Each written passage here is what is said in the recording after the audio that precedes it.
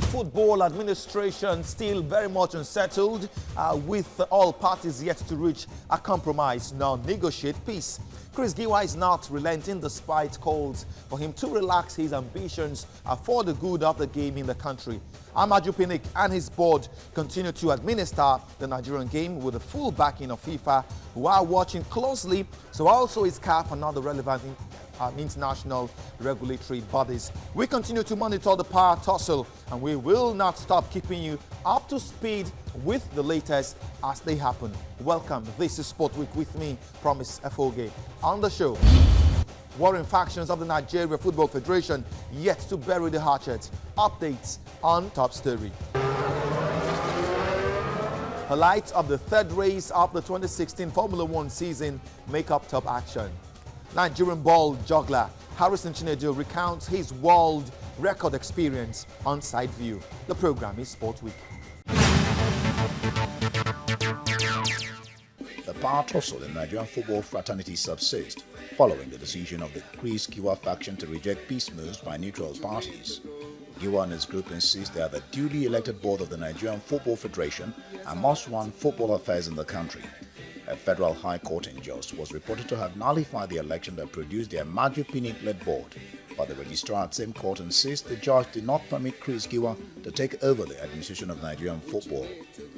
An order is hereby made restoring all the orders made by this honorable court in the suit number FAC/J/CS/77/2014 when the suit was struck out on the 30th October 2014. This is the order of the court in respect of this ruling, in respect of the motion. The order did not say Chris Giwa should be reinstated. Simple. Nigeria's Minister of Sports, Solomon Dalong, has moved to quell the rift between both parties by setting up a 7-man reconciliation committee headed by a former president of the NFF, Ibrahim Galadima. The committee also has former general secretaries of the Football Federation, Tijani Yusuf, Balaji Ojoba, and Musa Amadu. But Chris Giwa and his followers are not interested in discussing peace. For them, it is total control of Nigerian football or nothing else. They say the ministers lost the moral podium to midwife any settlement of the dispute between both factions. What actually I put in place wasn't even a reconciliation committee. It was a 7-man advisory committee to advise the minister on the way forward in view of the stalemate we have now in the leadership of the Federation. One faction recognized by FIFA, one faction recognized by the Nigerian court. The best for football is that they are all stakeholders in the football family. They must bury their differences and come together and rally around common leadership for the development of football in Nigeria. That is better for us. Dalong is perceived by the Giwa group to have taken sides with Amaju Pinnick, but the minister remains adamant that the laws do not give Giwa the right to oust Pinnick, provided the latter reserves the right to appeal the judgment of the court in Jos. Former Nigerian Minister of Sports Balaka Oje lambasted Chris Giwa for ignoring calls for peace. He accused Giwa and his group for deliberately putting spanners in the Nigerian football's wheel of progress. Both parties have been urged to respect the country and put aside personal interest to enable the growth of football in Nigeria.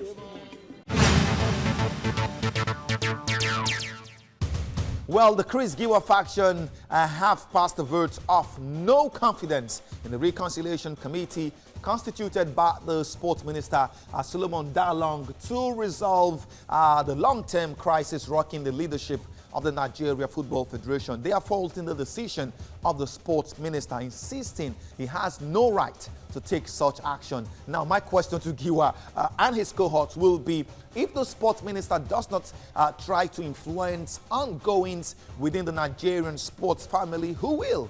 Absolutely, who will? Reverend Moses Ilo is a veteran sport administrator. He was a former member of the Nigerian Cycling Federation. Of course, he was president of that federation at that time, and also a former member of the Nigeria Football Association, as it was called then. He is 85 years of age, but still very fit and strong to talk sport. He is on the program today. We're glad to have you on the show, Reverend Moses Ilo.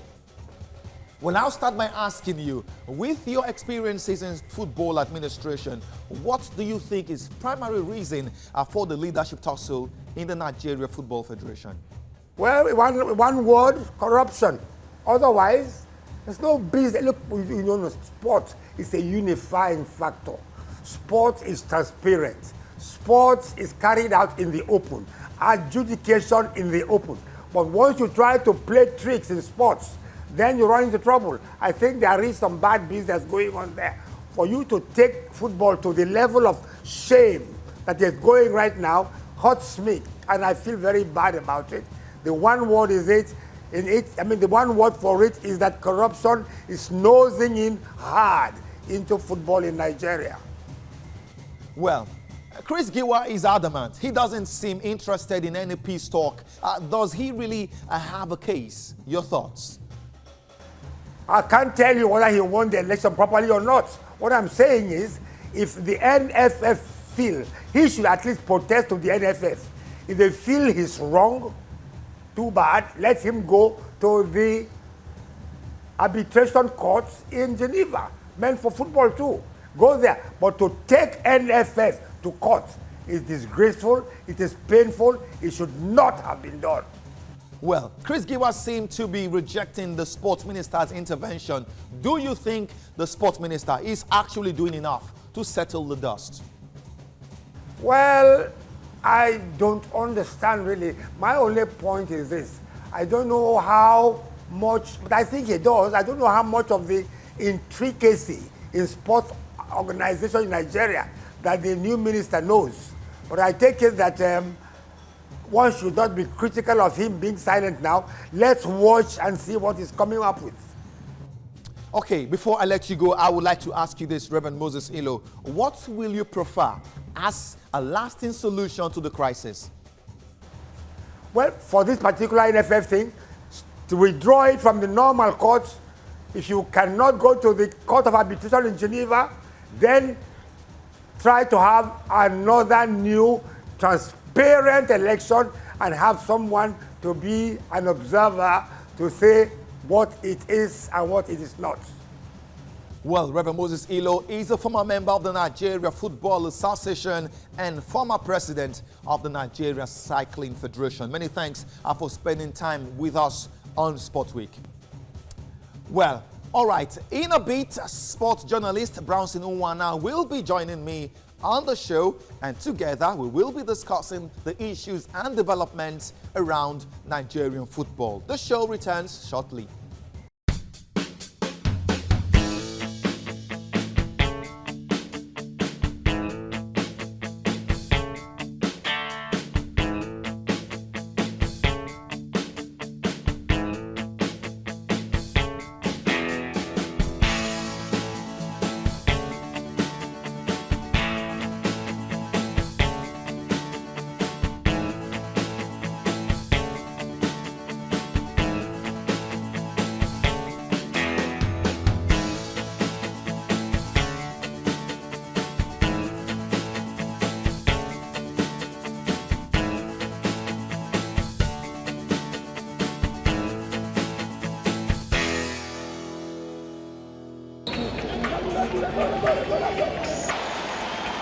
I'm Victor Osimhen, Nigeria Golden Eagle player. Keep watching Sports Week.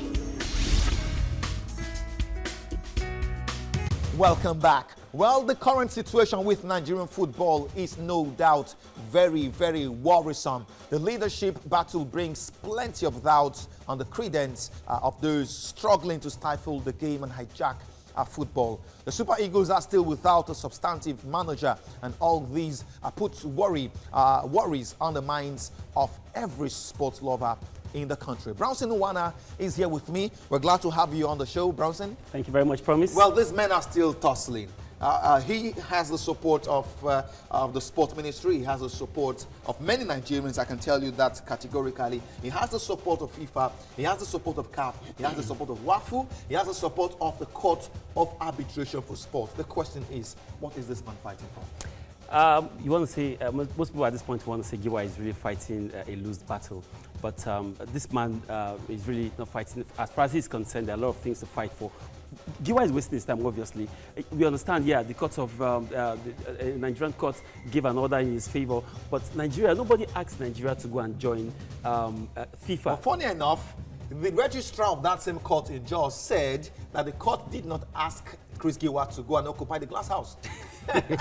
Controversy. Absolutely. I'm telling you, too much drama for Nigerian football. I think if Giwa is really a lover of Nigerian football, if we want Nigerian football to grow, I think he should really step down. It's been just 2 years for Pinnick to step down, or probably for his tenure to elapse. Okay, now, just shortly before you came on, Reverend Moses Ilo, a very veteran football administrator, did say that going by what's been happening between these men, that perhaps a fresh election should be conducted. Do you subscribe to that? No, I totally disagree. I totally disagree because nullifying Pinnick's election would be very, very unfair. Don't forget, during his election, FIFA observers were there, CAF observers were there, WAFU. These were things that were absent. These were things that were absent when Giwa had his election. Only Tamino Danagogo, the then sports minister, was there. Of course, you know what that means. So I think it would be totally unfair, and it would be good for football. It would be a very, very bad precedent. It shouldn't be taken into consideration at all.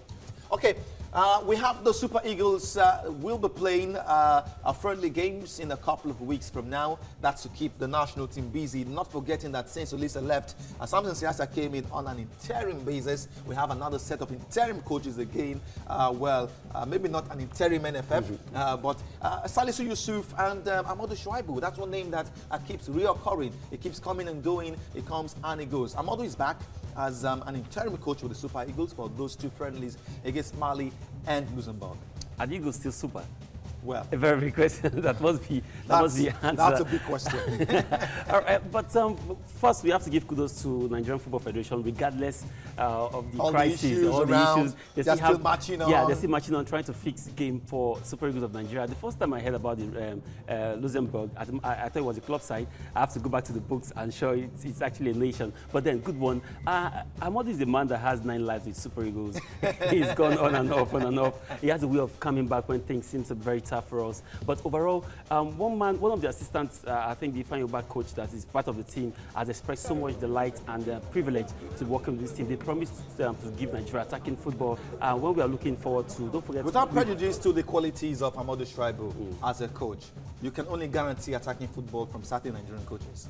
Absolutely. Samson Siasia, one of them. Absolutely. Attacking football from Amadou Shuaibu, I don't know about that. Defensive football, maybe yes. Yeah, defensive football, I don't know what you mean by that. But however, this whole thing is supposed to be like a build-up to the World Cup qualifiers, and the coach that is even supposed to take the team is still, it's probably a big problem. Okay. It's really a big problem on our hands. I really don't know how they want to solve this. Well, hopefully all the issues surrounding Nigerian football will be nipped. Like we just mentioned, the Pinnick-led NFF are powering on, they're marching on, organizing quality-friendly games for the Super Eagles, while the Chris Giwa faction is busy appointing a dead referee for an MPFL game this weekend. I mean, that's amazing. Really amazing. Sounds, I'm trying to curtail words, on national television. I mean, that goes to tell that this person's don't really know what they're doing. I mean, appointing a referee who died in January for a game on the weekend. Come on, guys. Of course, that's the person that wants to run Nigerian football. It's really laughable. Really laughable. Very laughable. Well, on that laughable note, I want to say thank you for coming on Bouncing Owana. Always a pleasure, promise. Well, it remains a surprise that Formula One champion Lewis Hamilton has so far failed to replicate the form and sharpness that saw him win more races than anyone else last season. This term, the British driver seems to have imploded in performance, and his 7th place finish in the previous race in China tells a very, very bad story. Meanwhile, his teammate Nico Rosberg leads the driver's standings with maximum points. Yes, Nico Rosberg on top of it. Hamilton is second, at distance second with as much as 36 points behind, and Daniel Ricciardo of the Red Bull team in 3rd position. Sebastian Vettel, the German, is fourth at the moment with 33 points after 3 races, and the veteran Kimi Raikkonen is fifth. That's the top 5 at the moment after 3 races. Now, on top action, let's see how the race in China panned out.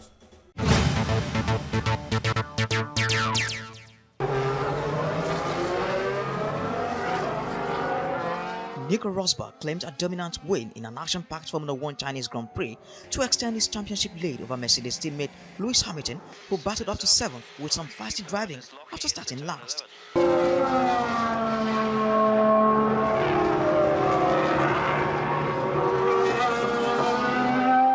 Sunday's win was the 17th of Rosberg's career and extends his streak of race victories to 6, dating back to last November's Mexican Grand Prix. Rosberg crossed the line a mammoth 37.7 seconds ahead of German compatriot Sebastian Vettel, who recovered after colliding with his Ferrari teammate Kimi Raikkonen at the first corner to claim his 3rd win from 3 races this season.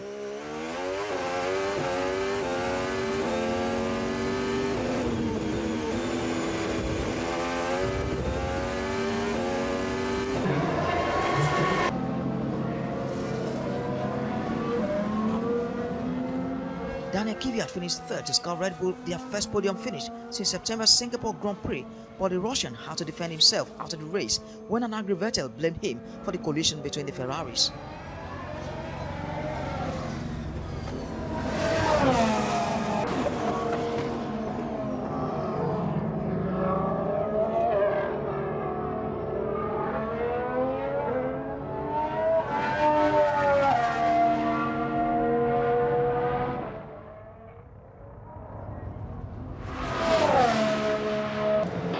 Deep back pocket. Must be that new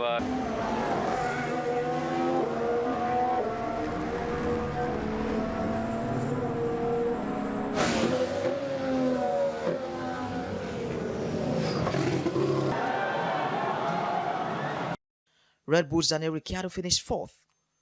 Raikkonen, who came off worse in the first corner collision with teammate Vettel, was 6th ahead of Felipe Massa of Williams.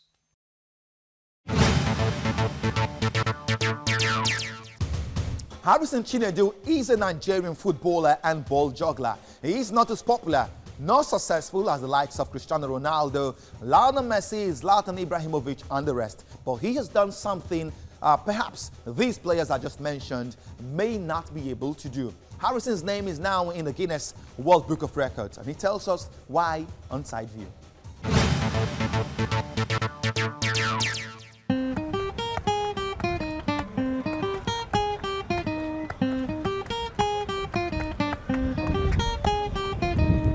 Yeah, my name is Harrison Chinedu.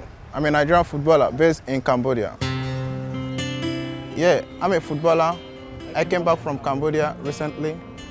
I set a Guinness World Record and broke the previous one of 15.2 kilometers set by Abdul Halim of Bangladesh.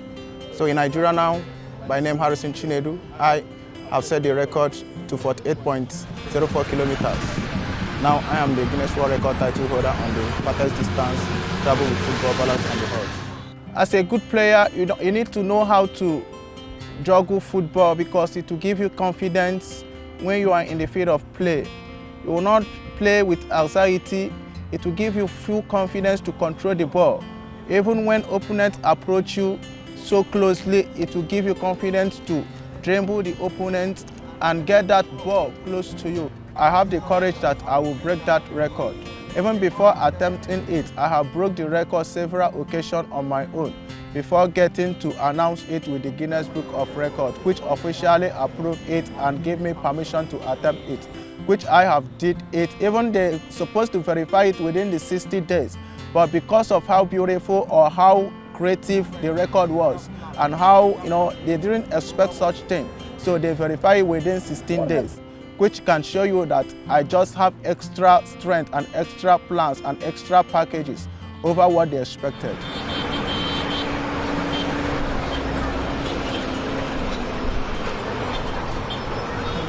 I spoke through my agent to Samson Siasia. He said, yes, it's a good thing to do and it is a good talent in Nigeria because if any one of us as players can go extra mile and individual achievement like this, it will make the country more glorious. So he promised that he will call on me whenever he see me attached with a club, because now I am unattached, because I came back to Nigeria since last year for the purpose of breaking this Guinness World Record. So I left my club in Cambodia, which I play under Bionket Rubber Football Club. So now I'm unattached, but I'm processing to get myself in Europe soon.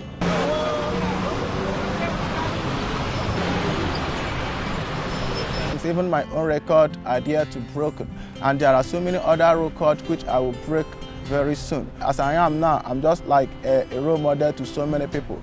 Even from where I grew up, they are always saying, "Oh man, I don't know that this can come true." Even I myself, I didn't believe it that someone can be, transformed in this aspect. But thank God that today, I'm just a living testimony to myself and to people.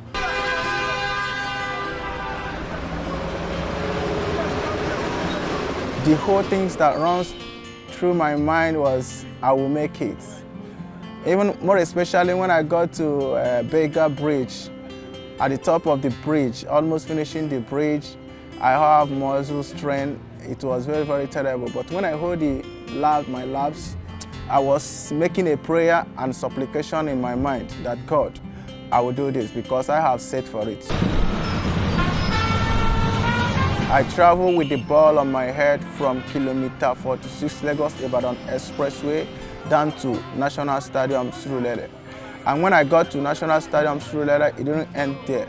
I still go around the National Stadium Membo for 17 laps to complete 48.04 kilometers.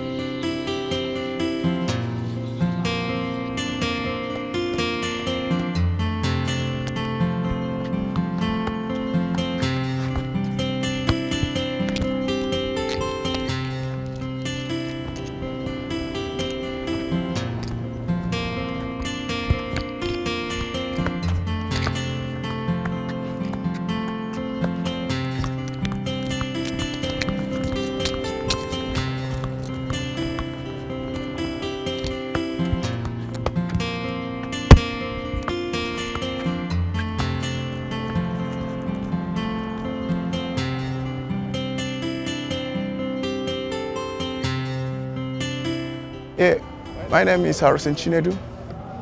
I would like to play for Chelsea Football Club. I would like to play for Super Eagles. And I play from central defense with a good skills. The official countdown to this year's Olympics began on Thursday when the torch was lit at the site of the Asian Games, with organizers hoping it will shift attention away from Brazil's political and financial problems. We reported this story and others, and we'll now do a flashback on them.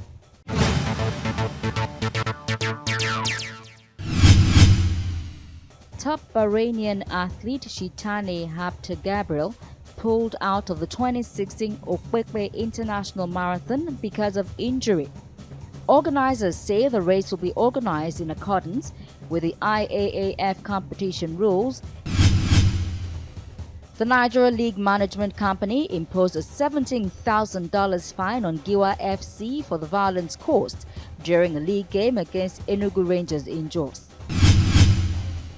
FIFA President Gianni Infantino hopes the 2018 World Cup in Russia will be the first tournament where video referees help officials with decisions.